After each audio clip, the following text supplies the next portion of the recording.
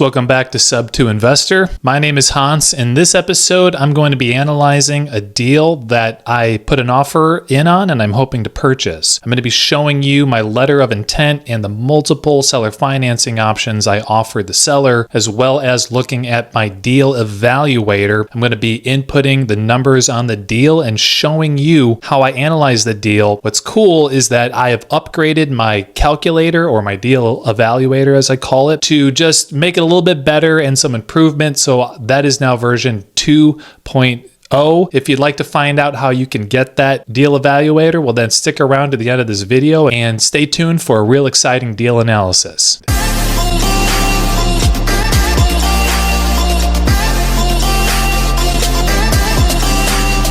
All right, so real briefly, this was a lead that I got from a mailed postcard, just a standard 50-cent postcard that I sent to the seller. And with this particular postcard, I actually put a cash offer on these postcards that I sent out in some recent batches of postcards. What I found with these absentee owner high equity leads, they also make great candidates for seller financing if your cash offer is too low for them, which in this case is how the story goes. I went to the house, I saw the house, cash offer is too low, but the seller is quite intrigued by seller financing terms. So let me show you the letter of intent that I drafted for this seller here. So here is a letter of intent, which, is pretty typical for what we do. If we are going to be presenting seller financing options, usually we're going to present several different options. And our hope is that at least one of those options will pique the seller's interest and get them interested in a seller financing proposal. Now at the top, you can see right here, I do usually have my company logo, my contact and mailing address, just to look professional and put together, and then the property address and the owner, which are all just redacted to protect people's privacy. Option number one, I usually put my cash offer. And on this particular property, $100,000 cash offer, and I just highlight the benefits of the cash offer. No realtor commissions, no closing costs, no repairs, sale is completely as is, and leave behind any unwanted possessions, close in as few as 7 days. Now, I don't really highlight that those are also typically features of a seller financing offer, because I kind of want them to get the cash offer to a degree. That would be a great deal if I could get it at 100. I kind of want them to take that cash offer, maybe, although I often say that I actually want them to get the seller financing offer, which is actually probably more true. I guess I feel ambivalent about it. Don't get side railed there. Basically, if we do a seller financing deal and we can come in with little down, I'm willing to do all those same terms. But if they start asking me for a large down payment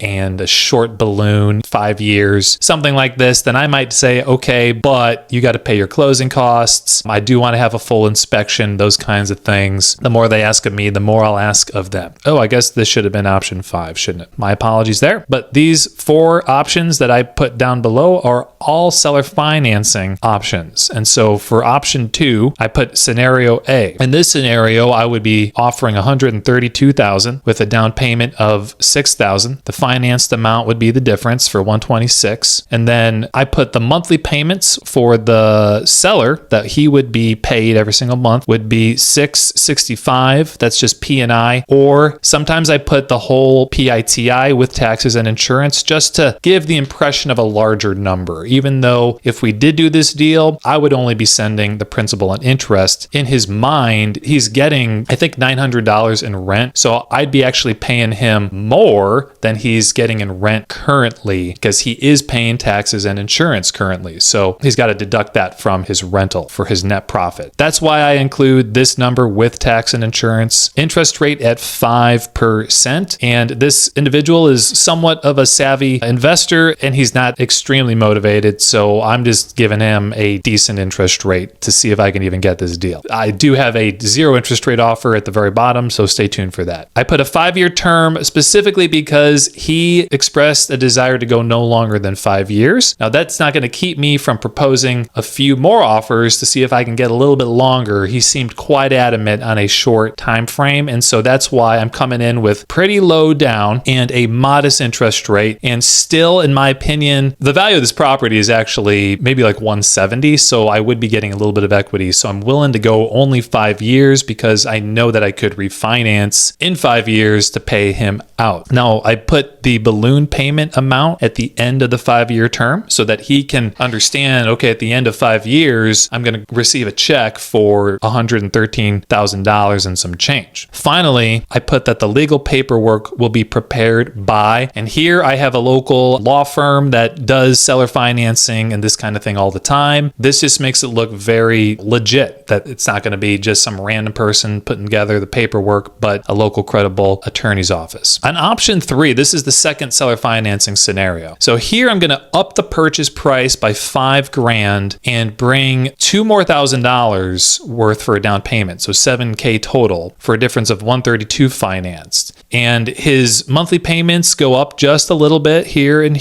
and same interest rate. However, I'm trying to get one more year of the seller financing. I'm seeing if I can squeeze out, just irk out one more year. I know he's going to be resistant to going like 10 years. So if I can maybe get one more year, I'm going to see if I can give him $5,000 more on the price, a little larger down payment, and see if that'll kind of persuade him to do that. The next option is along the same lines of thought. Here, I'm just upping the ante a little bit more to see if I can get 7 years. So I go $5,000 higher on price, $1,000 higher on down payment, so $8,000 total. And then his monthly payment actually noticeably goes up here into the $700 range that he'd be getting every single month for P&I. And who knows, maybe he'll actually go 7 years once he sees this proposal. And then my fifth seller financing option, or my fourth seller financing option, but my fifth option total, and this should say option 5, is a principal only proposal. So here I am going all the way up to 160, what I think this house would be worth if $25,000 were put into the property. So I am pretty significantly overpaying at this point at 160 and bringing an even larger down payment. Why would I do that? Why would I punish myself with a larger down payment? So he'd be financing 150 and he'd be getting even more, $800 a month in P&I, which is more than this, and this option. So far, this looks pretty awesome. Man, larger price, larger down payment, larger monthly payments. However, the kicker is that there's zero interest on this proposal, and I'm still willing to do just 5 years. If I could get those terms, I would go 5 years on it, and I would owe at the end of 5 years just 102, which is a super easy to refinance that thing at 102 because the house will definitely be worth 170, 180, somewhere in that range. Or I take my wrap note, which I've originated with my end buyer, and I sell the first part of that and I hold on to the second part of that and cash flow that second subordinate wrap note, and I sell that first wrap note and pay off the seller at the end of year 5. And that is a advanced strategy which I am learning, but that actually is kind of my exit plan if he were to take that. That would be my exit plan, in fact. That is the letter of intent. Now let's head over to the calculator here, the Deal Evaluator. Now what's cool about this version of the Deal Evaluator is that I have broken down all of your front end expenses into multiple rows here. So it used to be just one lumped cell where you just put the entire number for cash to seller, wholesaler fee, agent fee, closing costs, private money.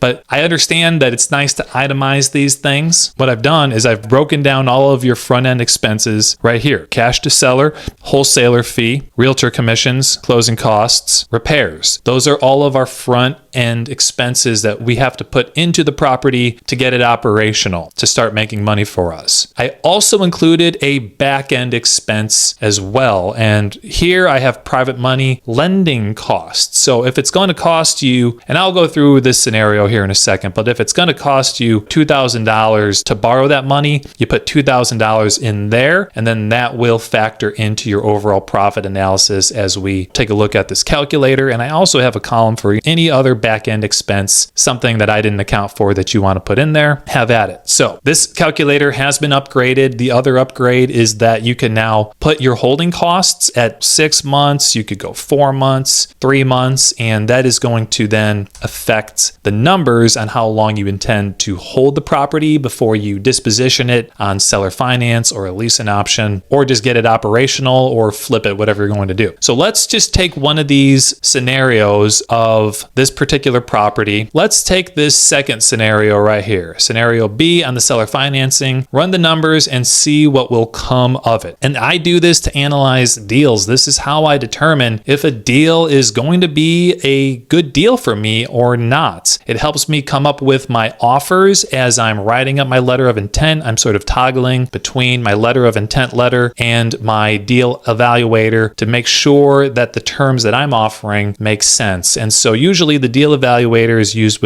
for subject to transactions, but you can use it for seller financing, seller carryback transactions as well. All right, so after repair value, I would put it at about 170. And then right here, it's either fair market value or purchase price if it's seller financing deal. So this is a seller financing deal. So I'm going to put the purchase price at 137. Then don't worry about this total loan balances. We'll come back to that in a second. A little bit more complicated with the seller financing deal. Cash to seller. So this can be accounted for in the down payment section. So I'm just going to zero it out here. There's no wholesaler fee. There's no realtor commission. My closing costs, however, might run me about $1,500. So I'm going to just leave it at $1,500. And then repair wise, I might put $5,000 into this property to really clean it up, do a few things to it. And that might be on the high side, but I'll leave it at 5 just to be conservative. So right now it's calculating total front end expenses as $6,500. Let's come back to private money lending costs in a minute because I want to come down to this column here where it says loan arrears if it's a subject to deal or down payment if it's a seller financing deal. Since it's a seller financing deal, the down payment in this scenario would be $7,000. So let me put $7,000 there. Now I want you to notice what happens to the total front end expenses. See how it popped up? See, it's $6,500 now, but then once I put that $7,000 in, it's going to account for the down payment. So my total front end expenses are now $13,500. That's the cash that I need available at closing, my front end expenses, okay? You can see if I change the down payment to $5,000, that lowers the total front end expenses, but it's $7,000, so we're gonna leave it there. Now let's come back up to private money lending costs because these are not front end expenses. These are back end expenses the way I do private money. So when I get my down payment from a tenant buyer or a buyer, then at that point I will be paying off my private money lender. So that's why I'm categorizing PML costs, private money lending costs, as back end expenses. So if I'm going to borrow $13,500, then I am probably going to be paying my private money lender, I might say at least $1,000. Okay, so I'll put $1,000 for my private money lending costs. This is a rough estimate and this will widely vary depending on you and your relationships and the people you work with who have money. But let's just put $1,000 there to borrow the $13,500, which I need. However, I'm getting ahead of myself because I do actually want to borrow a little bit more than that. And I'm going to show you once we get to the bottom because I always like to borrow my holding costs as well. And let's just skip to the bottom real quick to show you this. So if I'm going to hold this property for 6 months, then I'm going to have 6 months worth of holding costs, and that's called cash reserve requirement. I might just say that these are my holding costs. Boom, I've just upgraded the calculator. All right, holding costs, that's a little bit more clear. Let's hold off here for a second before we conclude how much I'm going to want to borrow, and I might need to adjust this number because I do actually want to borrow my holding costs as well, and we'll get to that in 1 second. I'll show you how that works, but let's keep going down the calculator. So $7,000 down.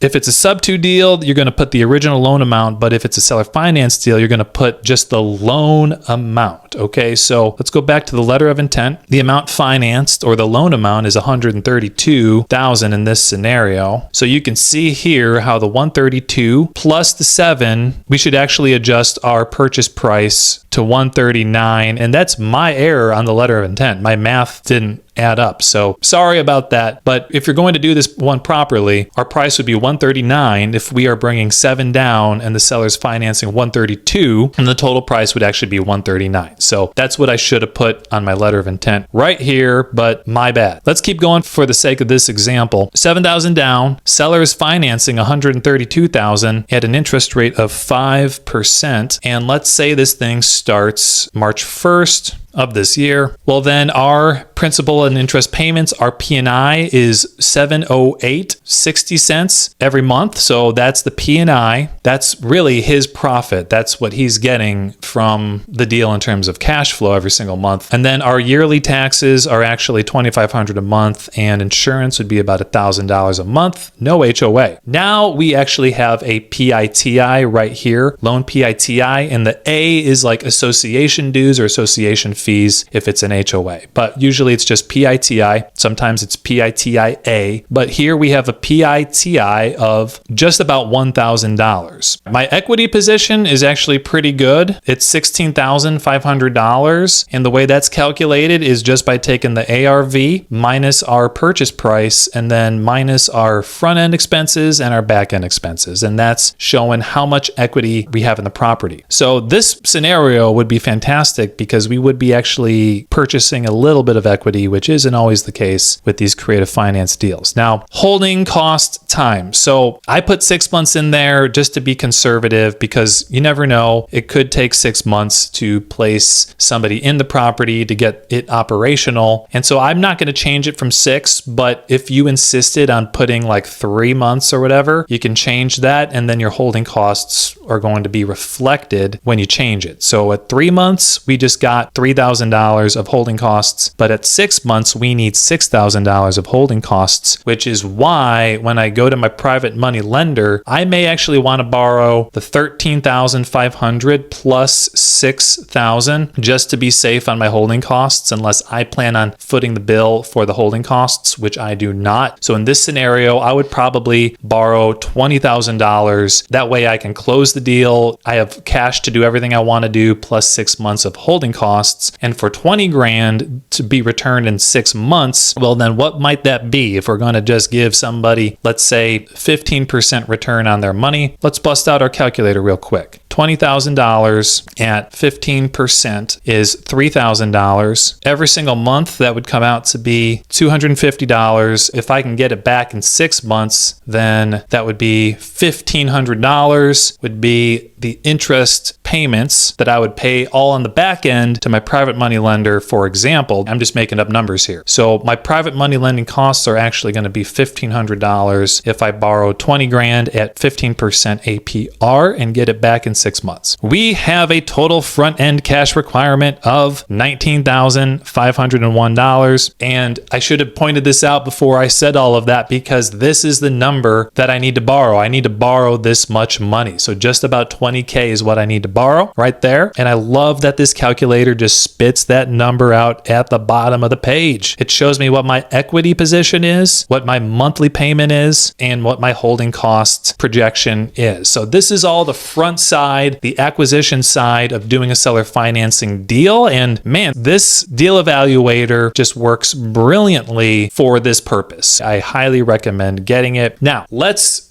go to the seller finance exit tab. I'm going to skip over the amortization schedule. This would be the amortization schedule for the seller financing amortization schedule, actually. And this is what his amortization table would look like. So here it is for reference, but let's head over to the seller financing exit tab. And I'm going to show you what I would do with this property. I think I could mark the thing up quite a bit. I'd say I could get close to 160 for it. It's a 15% markup. Now, the reality is that I'm just buying right, so I'm not really price gouging here. I think this would actually be a pretty fair market value if I'm offering seller financing. So I'd be selling the property for just about 160. And then our equity spread is really the difference between everything we have in the property and what we ultimately ended up paying for it. So that's going to be our sales price minus our purchase price and all of the funds, like the front end funds and the back end funds that we put into the property. So we actually are only creating a $6,000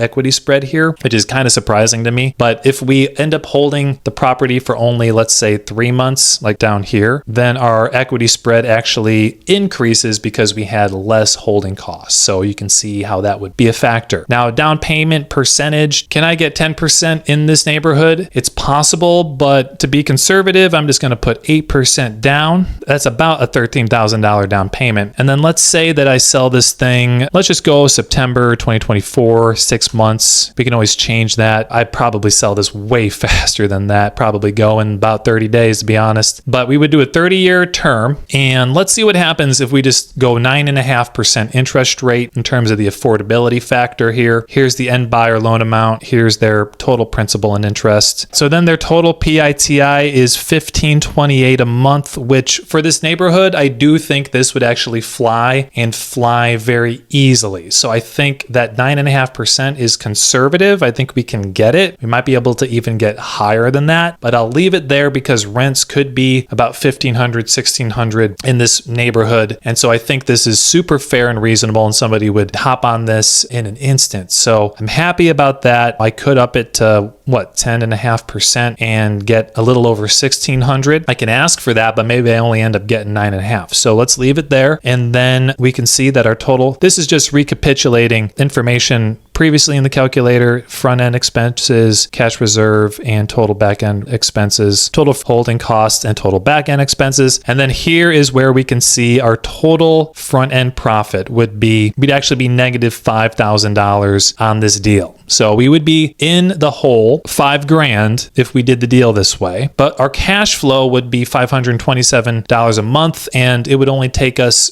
nearly 10 months to break even. So we'd have all of our money in the deal back within a year with a 121% cash on cash return. Now, you know that I like to have infinite cash on cash returns and have as little money in a deal as possible. So if I go back to this down payment amount, if I can get 10%, how does that change it? Then I'm only $2,000 in the deal if I get 10%, right? So maybe I gun for 11% down, 12% down, and then at that point I am actually cash positive on the backside. The end buyer only has to bring a down payment of close to $20,000, and I have an infinite cash on cash return. That would be ideal. So that's one way I can structure it. Or if I'm able to bring less money down, let's just play around with a couple numbers here. Let's say that I only actually put $3,000 into cleaning the house and doing a couple of repairs. And what else can I play with here? We have 3 months holding costs. That's probably kind of the only wiggle room down payment wise. We can try and lower that maybe. But if we come back here, then we are actually $3,000 positive, and that's taken only 3 months to disposition it with a $3,000 cleanup. So then if we only got 10% down on the down payment, we'd actually be pretty much cash neutral, which would be awesome. Cash neutral is almost as good as being cash positive. When we sell these things, I'd be very happy with that scenario playing out. But being conservative, the deal still works. Even if I had to put $5,000 into a rehab, the deal still works for me in my buy box, because I am willing to be about 12 months of cash into a deal, and that's about as far as I'm willing to go. Otherwise, I probably won't do the deal, or I'll try and negotiate different terms. But I do like this deal, and when you take a look at the profit on the back end, you can see that our front end profit would always be negative $2,000, but then our cash flow at about $500 a month. Each month it accumulates higher and higher. So let's go down to year 5. At the end of year 5, month 60, we'll have made $30,000 in just pure cash flow, and then $17,000 roughly in a back end profit, which is the difference between our payoff and our wrap buyer's loan payoff. And then total, we would be $45,000 net profit. And that's if we totally exited the deal. But if we did the strategy where if we create 2 notes on the wrap end buyer side of things, and we sell the first note to pay off the seller finance seller, and I just hold on to that second note, well, then that's a whole different calculation. This Deal Evaluator isn't able to do that, but all you'd have to kind of do is just kind of figure out how much that second loan would be for and what your interest rate is, and then you could figure out the cash flow that way. Front end expenses. Okay, but I want to see how a principal only scenario plays out. I'm super curious about it, and I'm sure you are too. And I think you're going to see why these offers are so amazing if you can get them accepted. Okay, so let's go back to our letter of intent and input these numbers here. We have a 160 sales price, and we have 10,000 down. So the amount financed is 150,000. You also need to put that number up here in terms of the total loan balances. So let's just put 150 up here too. I know this calculator is not perfect. And then we have $800 principal only payment. You have to do something funky to get this to work, don't you? Yes, you do. We have 150 being financed at 0%. So to get his P&I I, which is actually just P, is just principal, to get this number right here that says 41667, we want that number to be $800 a month. To do that, I'm just gonna mess around with the amortization. I have it always amortized at 360, just default. You can always change that. What happens if I amortize it at 180? So 30 years. All right, if I go to 15 year, I'm pretty close to that 800 number, but I'm a little over. So what if I do 14.5? Let's go the other direction. Let's go 16. Okay, what if we go 15.5? Pretty close. 15.3. Okay, no, that's better. I had 15.62. This is wonky, I understand, but if you mess around with the amortization, you can get a principal only monthly payment down to the dollar amount that you need it to be. So it's $800 a month in principal only payments. And so we're good to go. So 0% interest. Let's see what the numbers look like in this scenario. It's showing me as having